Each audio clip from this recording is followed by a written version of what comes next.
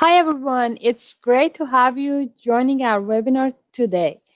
This Frontline System webinar is an overview of risk analysis and Monte Carlo simulation applications in Excel using Analytic Solver. I'm Dr. Sima Maliki and happy to present this webinar.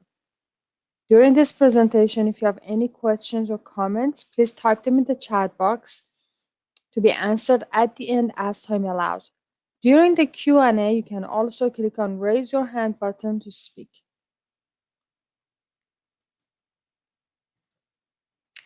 So, what we covered today? Today we explore risk analysis and Monte Carlo simulation techniques in various business applications to make better decisions in uncertain situations. We start by building a simulation model for a software development problem in a startup company. We explore the cloud-based version of Analytic Solver and how to build a web page using Create App.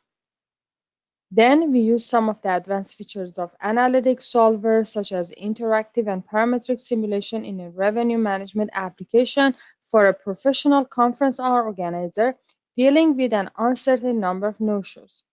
We conclude the webinar by using simulation optimization to optimize decision-making under risk.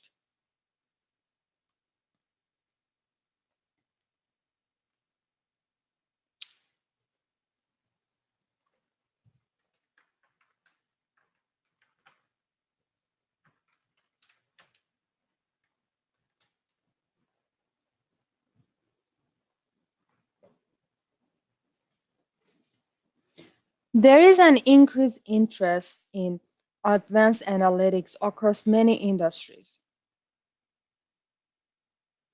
With Analytic Solver, you are well equipped to develop your expertise in advanced analytics. This webinar is designed to save you time by streamlining the learning process.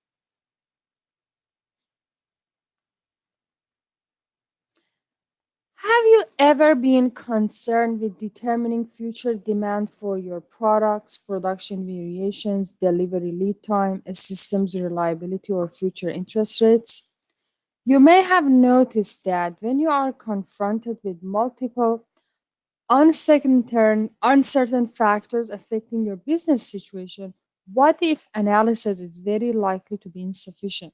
In these situations, expected case or average estimates are typically wrong, since they won't capture all the outcomes. With Analytic Solver, you can model risk and use Monte Carlo simulation to quickly quantify and graphically show the full range of possible outcomes, which reveals valuable insights. Now, how do you apply the simulation model in Excel? Let's go back to Excel, talk about different features of Analytic Solver, and then we come back, talk about this process, and apply it to our first simulation model.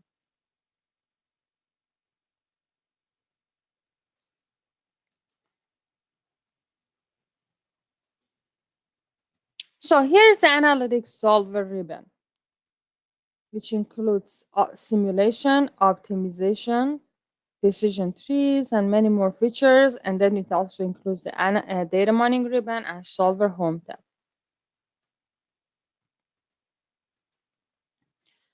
With Model tab, you can display or hide the task pane. It gives you additional options for multidimensional modeling for optimization and simulation. And multidimensional modeling is just like using GAMS or any other programming language in Excel for defining different indexes like I, J, and then instead of defining different cells to include different, for example, for development stage here, I have this 6 items and I can actually define a dimension here.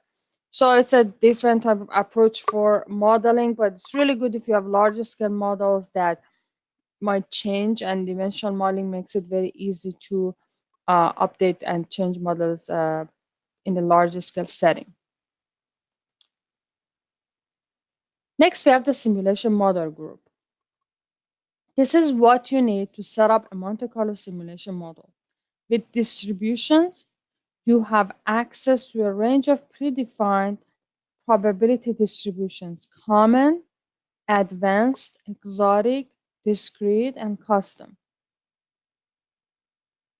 Then you can induce correlations and then have results button to compute statistics, different risk measures, range values, Six Sigma matrix.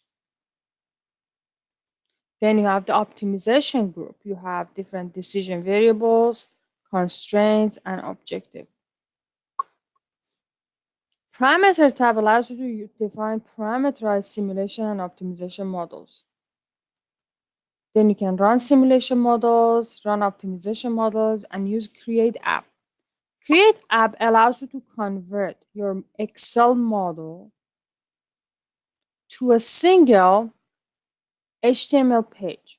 This is one of the outcomes of Create App. It can also convert your model to JSON. It's a modeling language in Rayson, RESTful Analytic Object Notation. It's a REST API that that helps you if you want to build a web or mobile analytics app.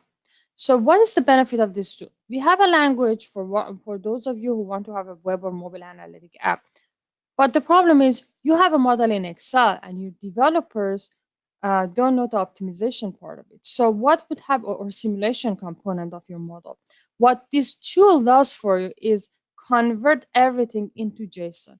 And then it can be easily modified with your developers, and this can be used as basis for our web or mobile app. And this is just a time saver for you. We did this, so we have built links between different tools. Makes it easy for you to switch from Excel to another type of embedded application. So let me show you a couple of examples. Let's use Create App Web Page. This one gives you a single HTML page. You can see this is the simulation model. Now we have some Ajax call buttons. I can use Quick Simulate to simulate the simulation model. You can see I get the results here in this window.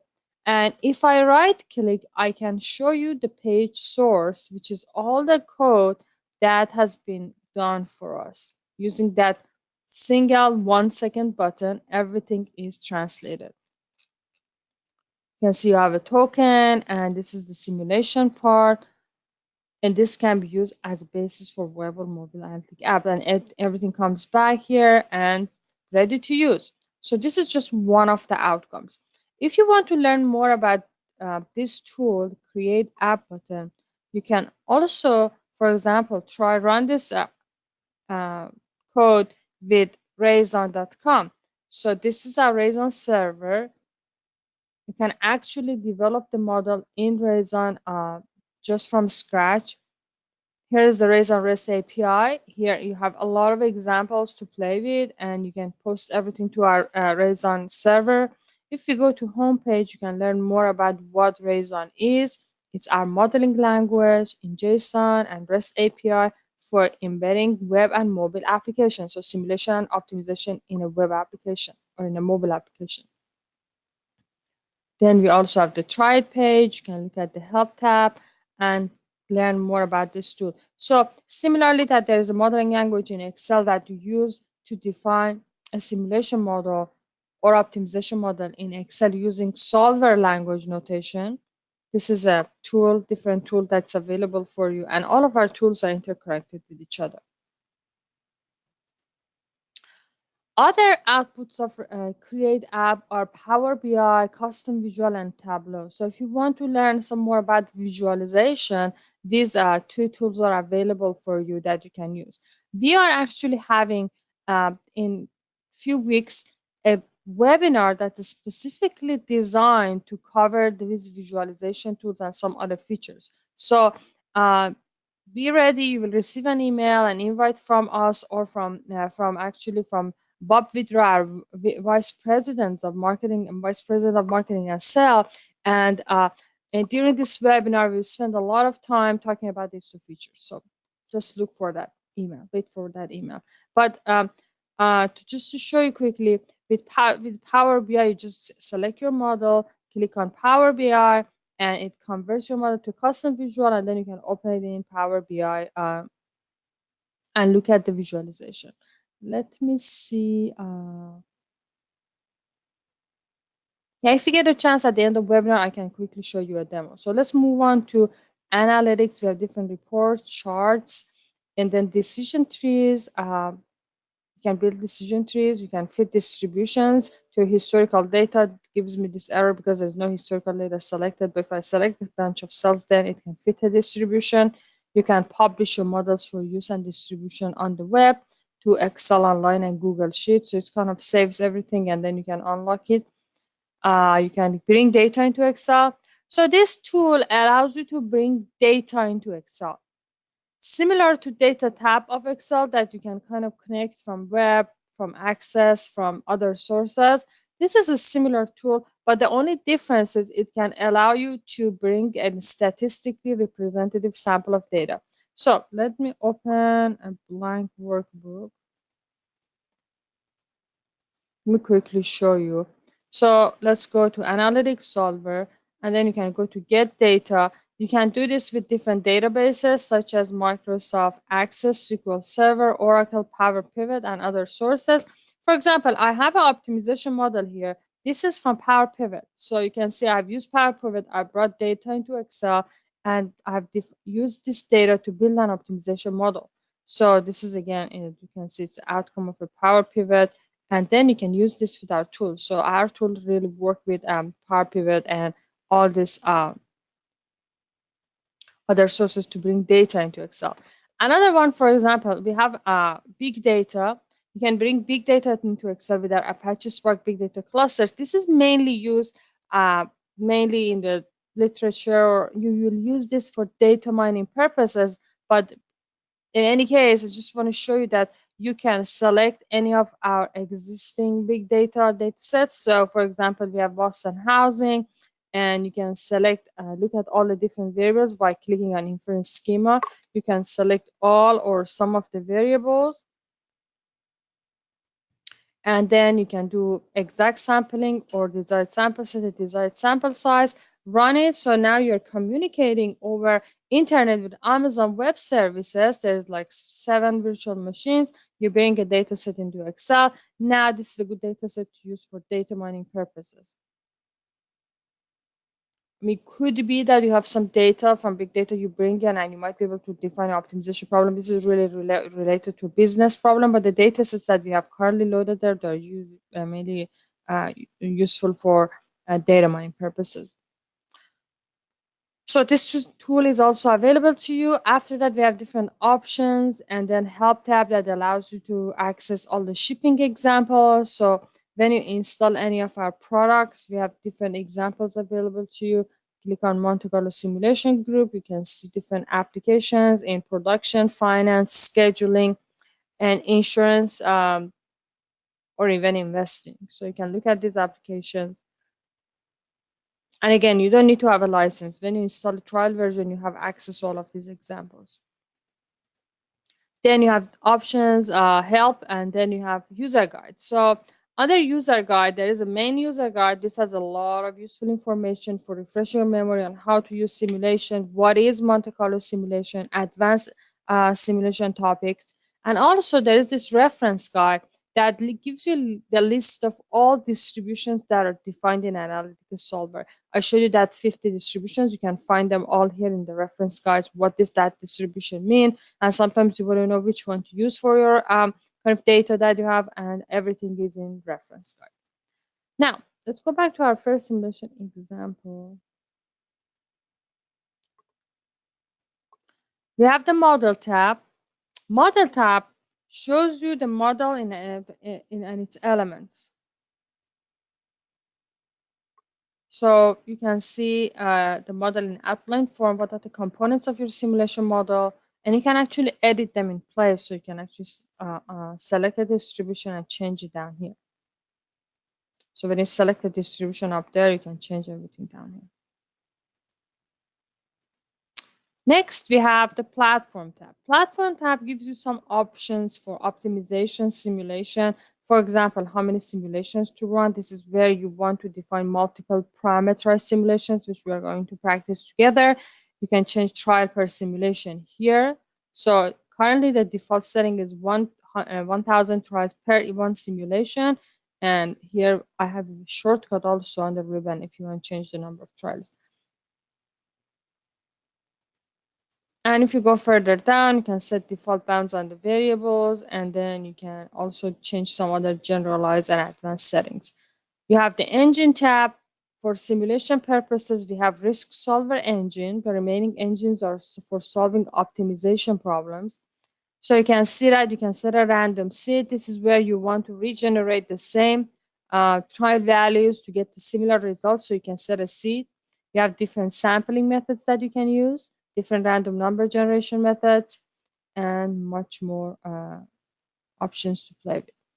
Then we have the output tab that tells you what has been done. You can always check the output to make sure there's no errors. And then we have the workflow. This is currently for data mining purposes, and we're going to discuss that tomorrow. And I've already sent a link and invitation to everyone for tomorrow's webinar. If you're interested, you're welcome to click on that link and then join us. And we cover the data mining ribbon.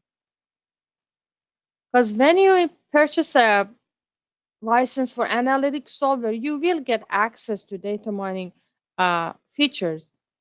Of course, for a limited size, if you're only purchasing Analytic Solver optimization or simulation, but still it's available to you and you can work with it. So if you're interested to learn more about data mining using our tools, join us tomorrow at during this webinar that we're going to talk about this tool specifically. Okay, and then we have Solver Home tab.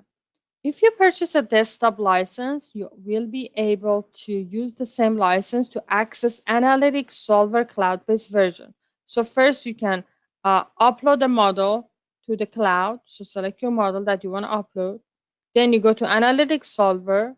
It brings you here. You can log in with the same username password that you have used for the desktop Analytic Solver license.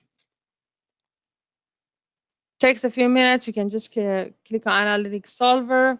It loads a few seconds, and you will see that when it loads, it's exactly similar to the ribbon that you see in Excel.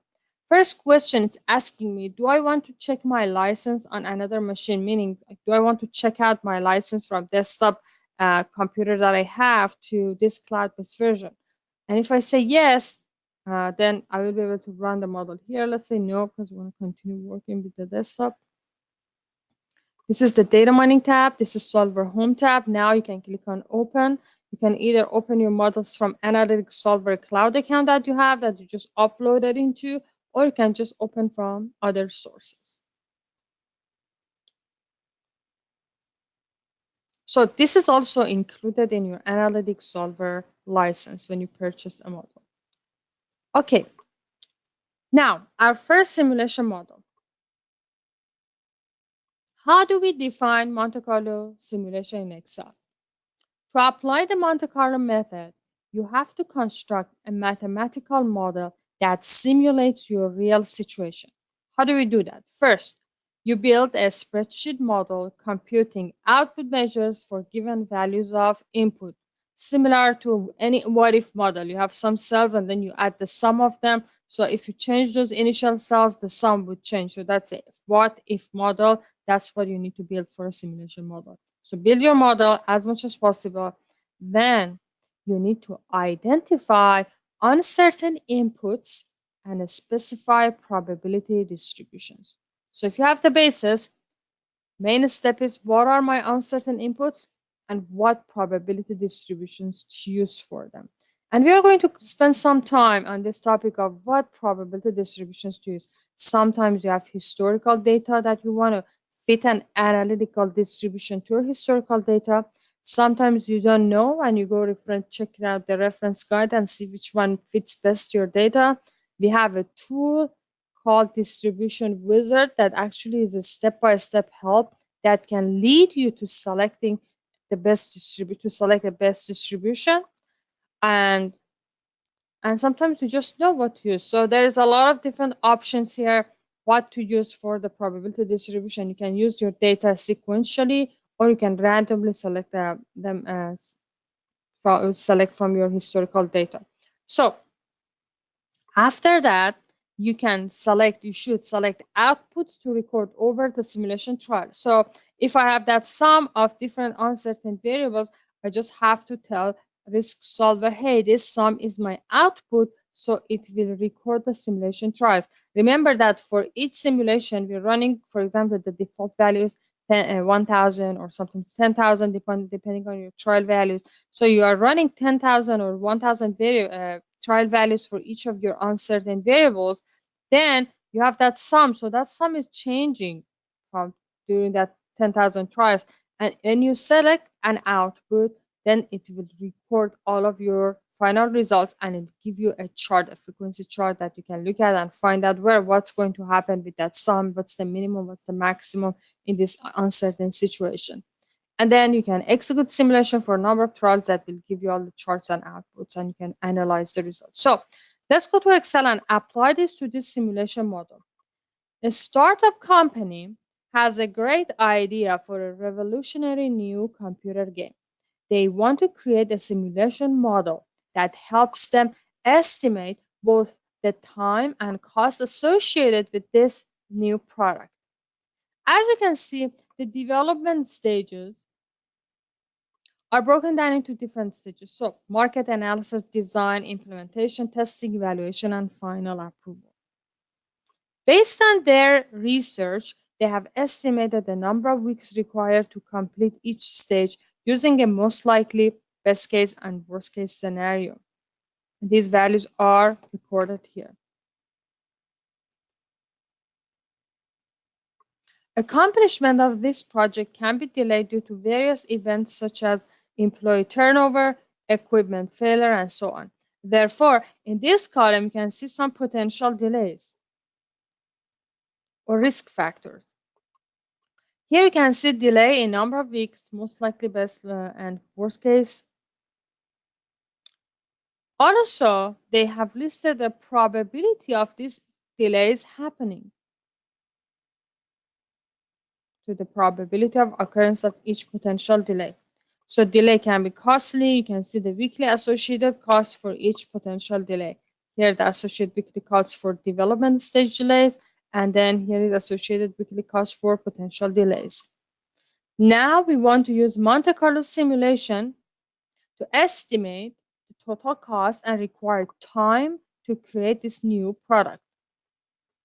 So here we have the model and we need to identify our uncertain inputs, step 1, and specify probability distributions for them using Analytic solver. Each development stage, time, or estimated number of weeks is an uncertain variable. So for market analysis till final approval, I need one uncertain variable to represent these uncertain variables. Similarly, the potential delays. The potential delay actually needs two variables per delay type. For example, bad design. We have estimated number of weeks, and we also have the event occurrence situation. So we have to include both of them. So let's look at how to model this. For market analysis, I have three values, most likely, best case, and worst case. There is a distribution that actually takes three values, and it's called triangular distribution. All of our distributions start with these three words, PSI. So I will call them psi triangular, but it's actually just a triangular distribution. So to use a triangular distribution, select an empty cell. Let's go to distributions. It's such a common distribution that's available in the common group, such as normal, triangular, exponential. So let's select the triangular. This window would pop up. Now, if you look to the right, so this is called the uncertain variable dialog, this whole thing. And in the right, we have some parameters and control parameters that we can change. In the left side, you can move these lines, look at different percentages. You can look at PDF, CDF, reverse CDF. On the top, you can make this a 3D chart. You can turn it, reset it back to normal. You can save it or print it. Now, in the right side, the parameters are, and you can change these bars. You can see that the default parameters for this distribution mean is 0, likely is 1, and max is 3. So let's change the max to worst case. Let's change the most likely to 12. And let's change the min to 8, B15. So I'm clicking on these buttons and then point to where I have the cells, cell references.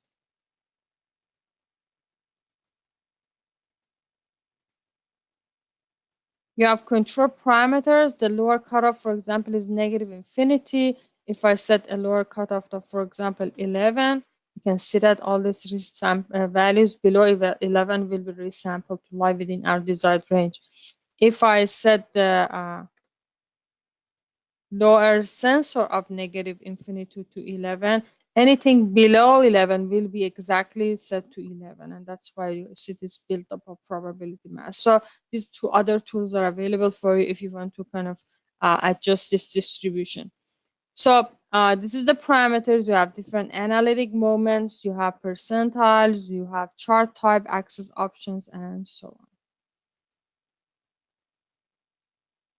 So now let's click on save and save this distribution for estimating of number of weeks for market analysis.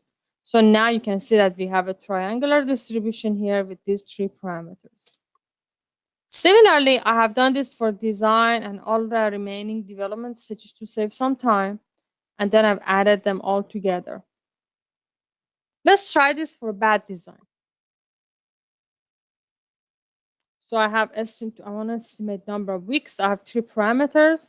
So let's that I can use as my arguments the distribution. So you can click on distributions, common, triangular. You could input the values, but it's nicer to use the cell reference. So if you change the cell, the distributions automatically gets updated. So min, if I just start from min to max, if when min is greater than most likely or max values, you won't see the chart, but then when you pass all the values, it will work. So let's show you the min is 4, and immediately set the distribution is invalid with the current parameters because the min is 4 and max is 3. But if you start from max and go backward, then you will get the distribution correctly. 8, then max is 12. And here's our distribution. Click save. So far we identified some of our uncertain inputs to the model and specified them using probability distribution. Now, for event occurrence, we can use a Bernoulli distribution, and the reason is we know the probability of an event occurring. So select an empty cell, go to distributions. It's a discrete distribution, and basically it takes value 1 with success probability and value 0 with failure probability, because we're not sure if this potential delay is going to happen. So select this distribution, and we can, for the probability, you can see it has a single argument parameter or probability. We can point to the cell that has probability of event happening, G26, and click OK. So there's 20% chance of event happening. We get that potential delay, and 80% chance of it's not happening.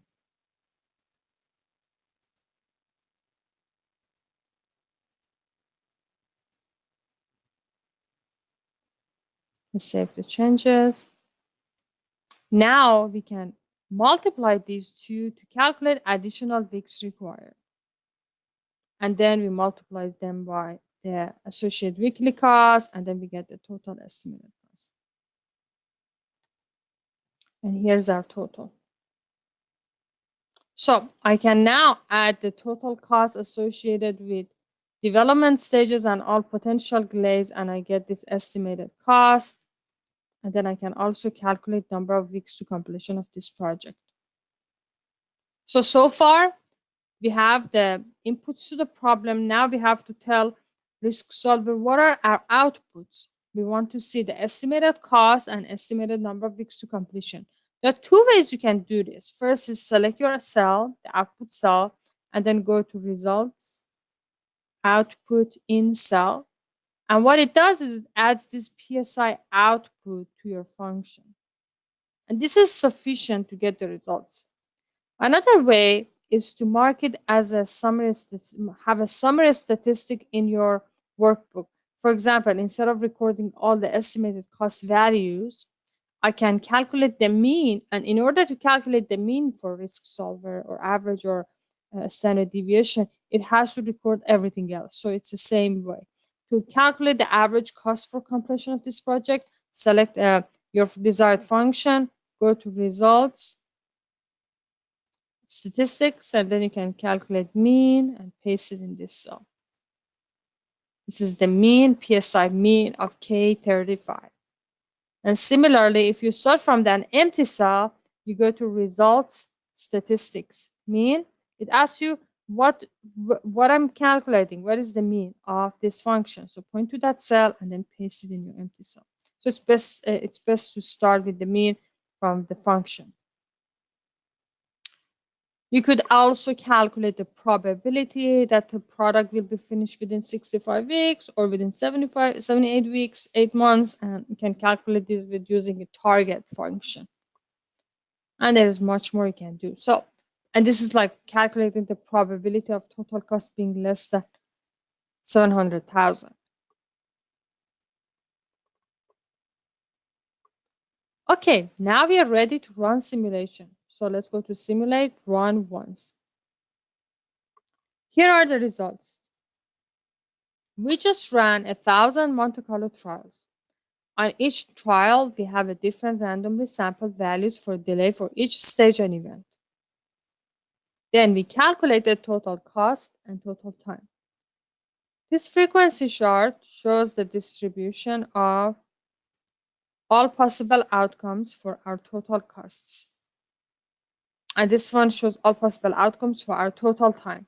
The easiest way is just to look at the outcomes, the values, and you can see that this one goes from dollar and this is just weeks. And you can get some information right now. You can see that the number of total weeks goes from anywhere between minimum of 51 to maximum of 97 with average of 72. And the total cost goes from minimum of 266 to maximum of 558. And this is the average. There are some other outputs of these charts you can look into. So you have the frequency, you have the cumulative frequency, you have reverse, you have the sensitivity tab. Sensitivity tab shows you a tornado chart, displays a tornado chart showing you which input has the most impact on our total cost. Similarly, you can look at the sensitivity for our total time. And you can see that which input has the most impact. Both of them start with F17. You can see that both of them, F17 has the most significant impact of terms of cost and also in terms of number of weeks. Okay, so let's close that.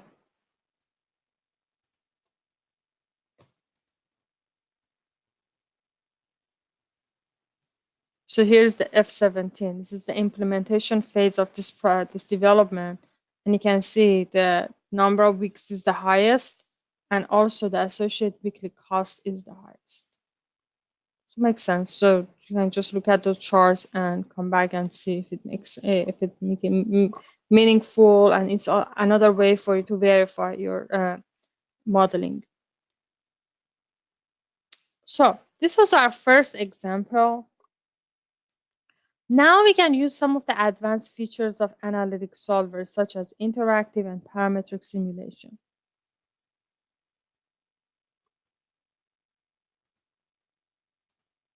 So let me open this example.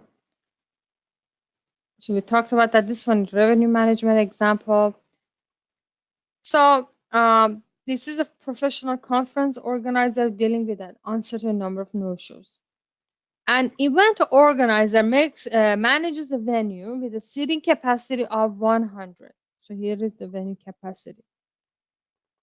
He is trying to determine how to increase the event revenue by identifying the best number of seats to sell using overbooking. Based on experience, there will be an uncertain number of no-shows. He has recorded the past history of this data. We are looking to understand the range of possible outcomes for total revenue given what can happen with no-shows. You can see there is an overbooking compensation and there is a refund to no-shows. 50% refund to no-shows and overbooking compensation is 125%. The tickets are 200 per seat. Uncertain quantity in this model is number of no-shows, so we should model this with an uncertain variable. Here in C7, we are modeling it with a log normal distribution and then rounding it in number of no-shows in cell C6. We calculate total revenue for this event and then the expected revenue. Now, let's go back to that previous question we had. If you're wondering, how would we arrive at an appropriate distribution for number of no-shows? For this event, we have historical data. And this might apply to your business situation most of the time, that you have some historical data on your uncertain variable.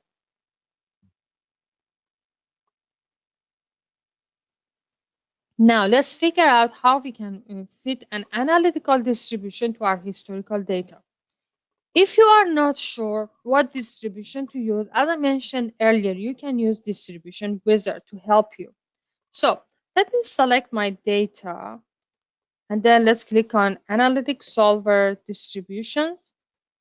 And the first option is Distribution Wizard. In this dialog, it is asking, do I have some historical or observed data for this variable? You can say yes, because we do, but let's say no and see what happens. It gives you some ideas where to look for your data or where to look for reference functions that have been used. Let's click on next. You can consider discrete or continuous. So if you, for example, consider discrete, for example, if your underlying physical process involves discrete countable entities, such as number of customers arriving at a service window, you can use a discrete distribution. Or if you're dealing with most prices, volumes, or interest rates or exchange rates, then you need to use a continuous distribution. Let's use discrete and then click on next. Now it's asking, hey, is this bounded or unbounded? Meaning, does it take any values or it's not? And then if you, for example, say it's unbounded, then click on next. Then it narrows down choices from over 50 to just a handful. And then you can look at that reference guide and then study these distributions, or you can click on this online help, study more details about these distributions and see if this is something that you might be using. And kind of the visual graphics also help you. So let's go back. If you, for example, use this type, then it brings you to different types of distribution. So let's go back to our first dialog. Let's say yes, we have historical data, and since I already selected the data, it automatically recognizes the range. Let's click on next. Is it discrete or continuous? I'm going to choose continuous for illustration purposes. Let's click on next. Now I have three options. So when you have historical data, you can do any of these. And you don't need to use Distribution Wizard, but just know you can fit your data. That's what we're going to do today. You can use all of your data sequentially on simulation trials using a SIB function, or you can resample the data during the simulation process using PSI-DIST uniform.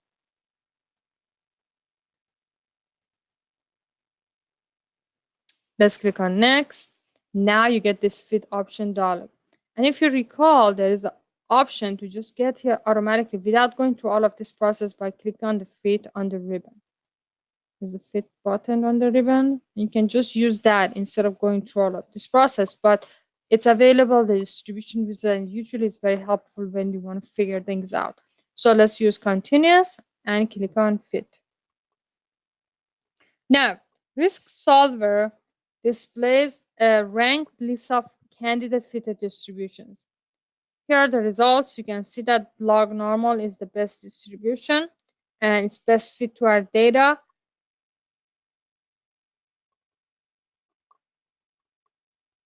And this log normal distribution has a mean of about 10 tickets out of 100, because remember, we're just selling 100 tickets because the venue capacity was 100.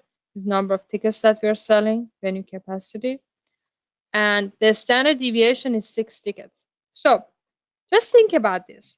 If we are selling 100 tickets, this is what we get with the number of no-shows. 21 people, 20, 13, 7. And this is the distribution that we can fit to this historical data. A log normal with mean of 9, about 9.9, so it's 10, and a standard deviation 6. What if I sell 150 tickets? Am I going to say get similar results? No. So I have to modify this distribution to reflect my business situation. And it's really easy to get some input from this log normal distribution and then modify it according to number of tickets that we are going to sell. Because the whole purpose of this modeling was to find out how many tickets to sell, how many tickets to overbook to maximize our expected revenue. So let's close this distribution. And if you want to accept the fitted distribution, you can say yes and paste it in an empty cell, and it will actually give you a distribution with the mean and standard deviation. But then you can also delete it. Now let's see what I have done here. I have a log normal distribution, but if you look, I have the mean as 10% of C11, and C11 is where I have number of tickets sold. And my standard deviation is 6% of C11. So now in a few minutes, we're going to explore overbooking and see what would happen with the results with the expected revenue. And my number of no-shows estimation, the uncertain variable I have, would adjust accordingly because I'm going to change the simulation scenarios.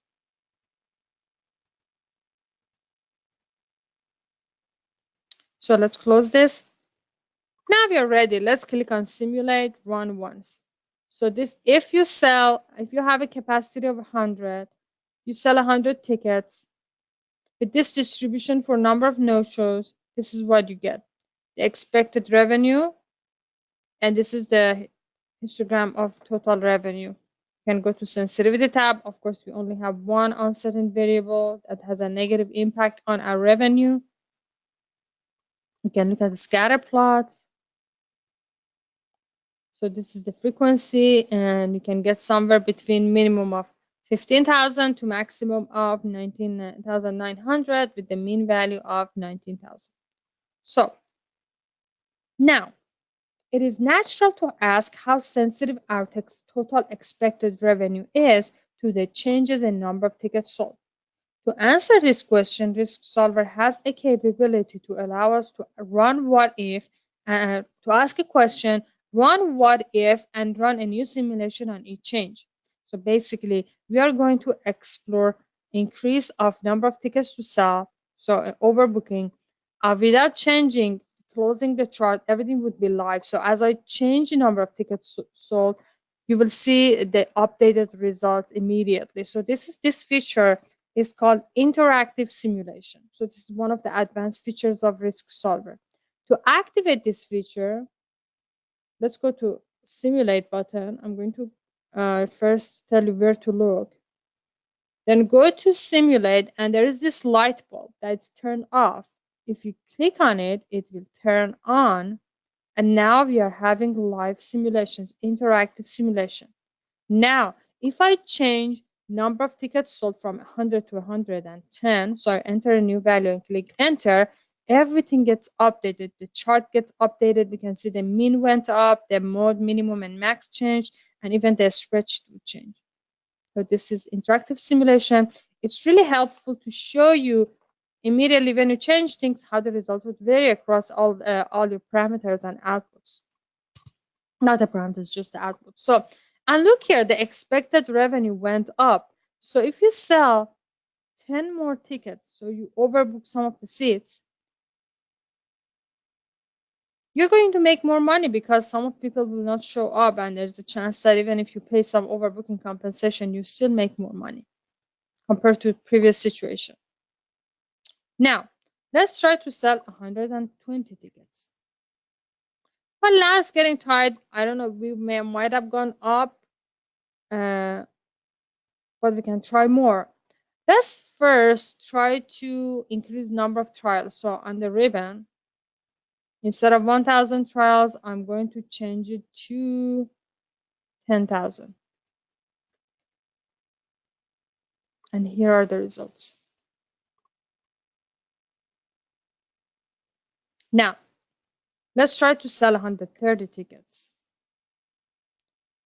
It seems that we went too far because the expected revenue went down. The chart is moving to down to lower values. If you can see, things go this way.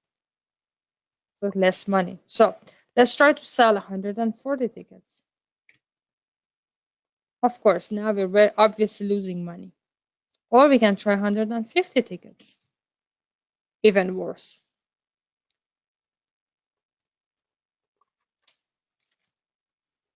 So you can see that if you're seeking insights about what matters in your simulation model, interactive simulation lets you explore that much the same way as an ordinary what if spreadsheet.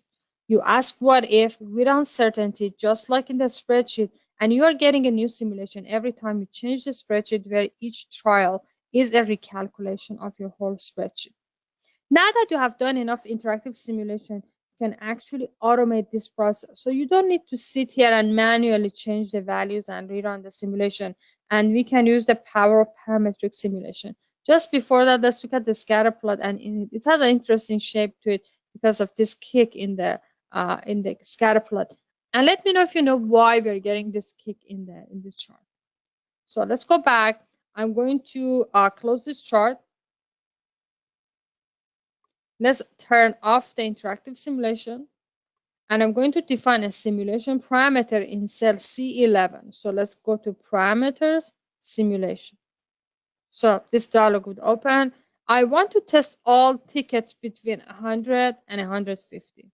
So I want to run one simulation for 100 tickets, another one for 101, all the way to 150. And I need to change number of simulations. So if I run 51 simulations, I will be actually running one for 100, one for 101, all the way to 150. Because when you give a risk solver a lower and upper bound, then it divides it based on your simulation number. So if you give correct number, it will actually have one simulation for any of those values. So I changed the number of simulations, and now we're ready. Let's click on simulate, run once. We just ran 51 simulations. Each one was 10,000. So I finished about total of 510,000 Monte Carlo trials. And you just saw it just takes a second. This is the frequency chart for simulation 51. You can actually look at any of the 51 simulations, simulation 34, simulation 1. So to get the frequency charts, let's close this. You can explore information on the workbook. So let's look here around these two buttons. You can go from one simulation to another. There's this drop down. You can change things, go from simulation 22 to 51. Things get updated, and you can cycle through individual Monte Carlo trials for each simulation. So you can go from trial 1 to trial 10,000. So if I can show you, if I go to right, it will get 1, 2, 3. And if I go backwards, it will go to 10,000, 9,999, and so on. So you can cycle through individual trials. This is how you can change things on the workbook. Furthermore, you can get the report or chart. For example, if we want to see results across all 51 simulations, we can get the trend chart. So let's go to charts, multiple simulations, trend. Select all the simulations, click OK. Here are the results. So as we sell more tickets, our mean, the blue line, goes up, but eventually peaks out because we are paying too much in overbooking compensation. But there is a sweet spot around this area that we're going to make the most revenue. So somewhere around 16, 17 that we get the most revenue. So this is a very simple simulation model, and it's kind of easy to see the results across a chart. But what if you have many parameters, many input parameters, and you want to find out what's the best number of tickets to sell? And this brings us to our next topic, using optimization in simulation.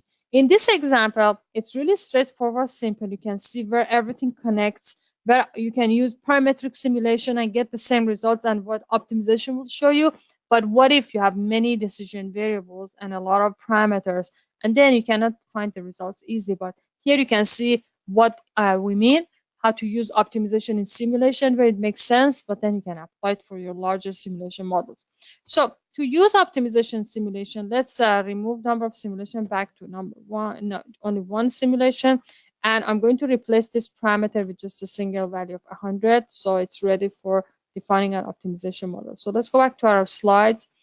So how to make best decisions in uncertain and risky business situations. So in these kind of problems, we are going to use optimization with uncertainty. This is the domain of stochastic optimization, and our tools cover that. And actually, they are the best in the market for this kind of problem, along with optimization and simulation. In simulation for speed and accuracy, and optimization for we have been there always, and our engines can solve any type of optimization problems. So uncertain variables, we already talked about that. What external factors are not under our control? We know number of no-shows is the external factor that is not under our control. Number of no-shows. Now, what are the factors that are under our control? These are the three components of each optimization problem. You need to know decision variables, objective functions, and constraints. So, what factors are under our control? This is any answer to this could be your potential decision variable. In our model, the number of tickets to sell exactly is the decision factor under our control. What measure are we trying to optimize? In our example, we are trying to maximize our expected revenue. And then what restrictions limit our choice of decision variables? Imagine there was a policy and you didn't want to go over like 30 overbook tickets. So then you could add those constraints. So you have to find out if there is anything that limits choice of your decision variables. So let's go back to our simulation model, turn it to an optimization still with the simulation component. So we have to determine our decision variable and our objective. Cell C11 is number of tickets to sell. This is the factor that is under our control. So select this cell, define it as a decision. So just click on decisions button. And you can look to the right and C11 is our decision variable. Now, expected revenue. We want to define this as our objective to be maximized. So cell C16 is the expected revenue and we want to maximize our expected revenue. Click OK. Okay, so now let's click on optimize. This is guided mode. It gives you some information about the model you have, the optimization model you have. And after solving the model, this is what we get. As we explored alternatives, we determined that we should sell about 117 tickets. And this is very similar to what we got in that chart. So consistent with our parametric simulation trend chart, where it reflects the balance between no-shows and overbookings where we can earn the most revenue. This was an example of simulation optimization. You can do much more with our tools when you want to optimize uncertain situations, and you can look at our user guide or reach out to us. We have some online courses in Solver Academy that you're welcome to register and attend. We have optimization, data mining, and simulation courses that you're welcome to register in these courses and attend them. They are self-paced courses. So let's see. Let's go back to our slides. A few important points. As we saw today, Monte Carlo simulation helps you evaluate the impact of uncertainty in a business situation. The simulation approach is more realistic than looking for a single value. Simulation optimization helps you determine the best way to allocate resources in the presence of uncertainty, and this will allow you to save money while you're hedging for risk.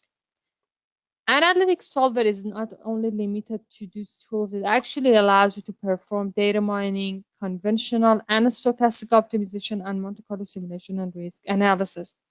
You are not limited to Excel-based tools. One of the best features of our tools are they are interconnected. If you want to have a server application, if you want to use any modeling language, you can do that. Use our callable SDK or Raisin libraries. You can use our tools for web application. I showed you how easily you can convert your model from Excel for this is a HTML page for a web or mobile application. So you can use our Reason REST API, and there is much more. Our tools work with Windows and also Linux. Next steps.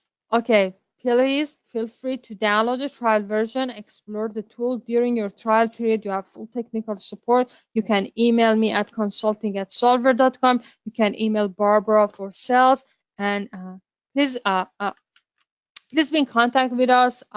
We want to make sure you are successful using our tools. You have a strong tool, but it's also important that you actually define an efficient model.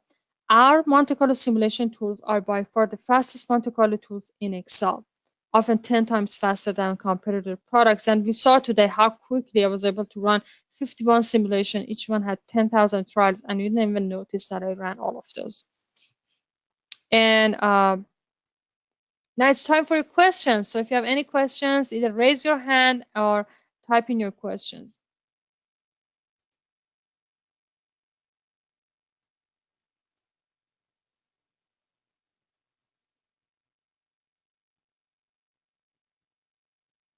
Hey, Andrew, I'm going to unmute you.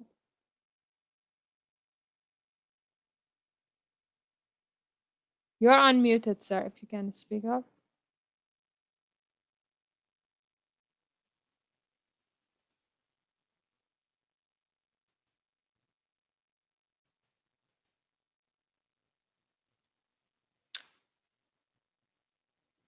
Yeah, I guess we have the same problem with your mic. So if you can type in your question, that would be great.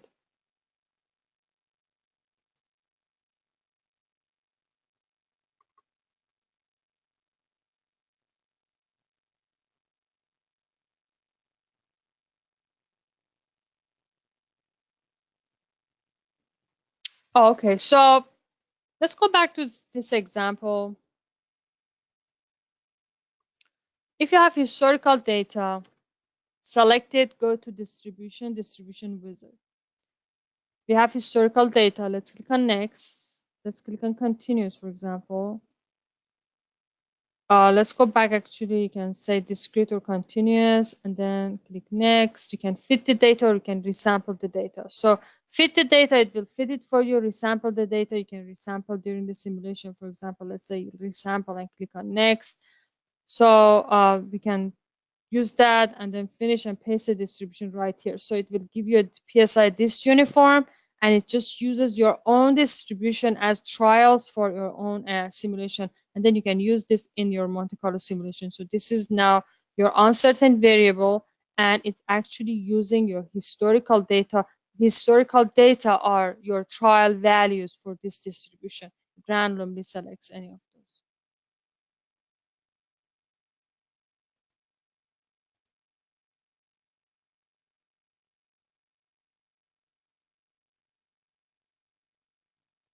So Vivek, was that helpful?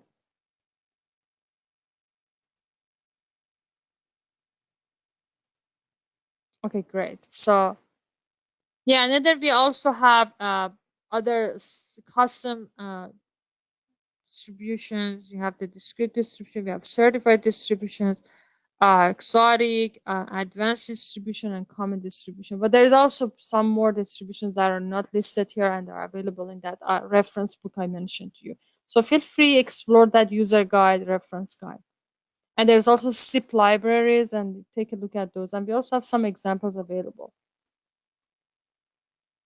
because there's another option also with the historical data, SIP libraries. Any other questions?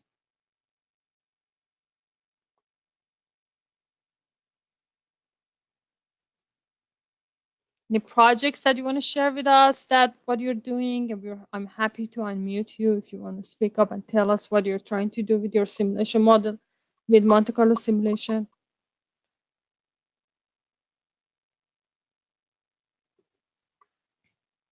Anybody with stochastic optimization type projects?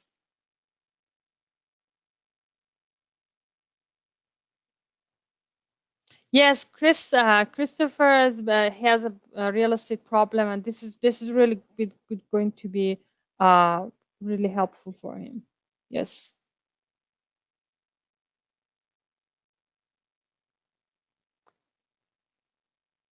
So if you go to examples, there are very interesting examples here. They are simple, but they will give you some ideas. For example, look here, there's some outputs like about SIP and SLURP, introduction to SIP and SLURP. This is for finance, but you can see if I click here, you can see that we are using the historical data actually for our model. This is one of the very good examples you can look into. And then you use target, you can use uniform.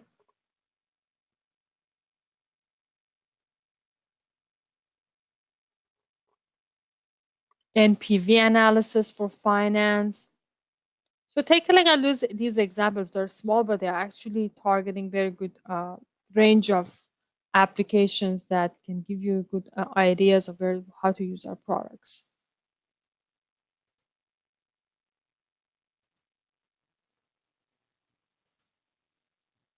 What questions? Okay, let's see.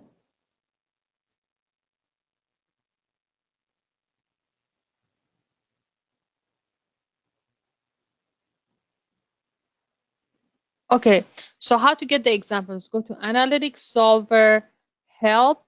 So just go to Help, and then the second button is Examples. Just go to Help and then Examples. And if you have even a trial version, you will have access to the examples. And then it brings you to this overview page, and then you can click on Monte Carlo simulation. Maria, you're asking if you can make queries in this application. Can you expand on what you actually want to do? Give us some more information.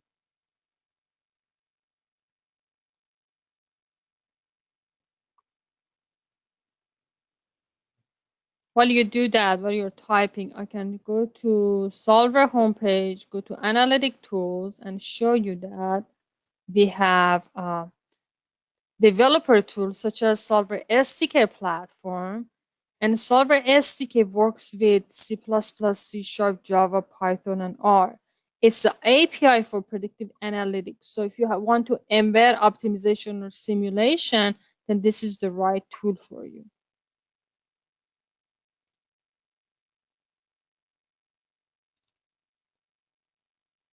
So if you're pulling your data from SQL, you can totally work with our tools. If that's what you're pointing at.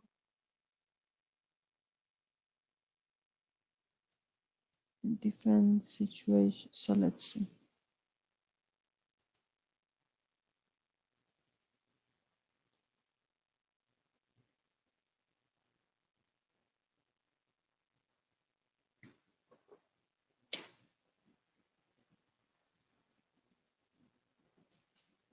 So Mario, would you mind emailing me at consulting@solver.com so we can discuss more about your project? I think that would be very helpful. So it's consulting@solver.com. Thank you.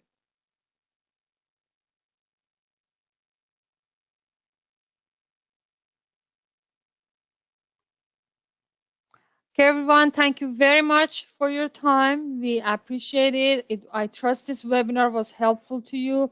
You will receive a survey. Please provide us with your valuable comments and suggestions. We're constantly trying to improve our webinars to address your needs, make them more efficient. So please let us know what you like and what you don't like and what we should add to our upcoming webinars. We really appreciate your time. If you have any specific needs, project needs, please be in contact with us. We are here to support you. Have a wonderful rest of the day, and bye for now. Remember, tomorrow we have the data mining webinar, same time. You're welcome to join us. Bye-bye.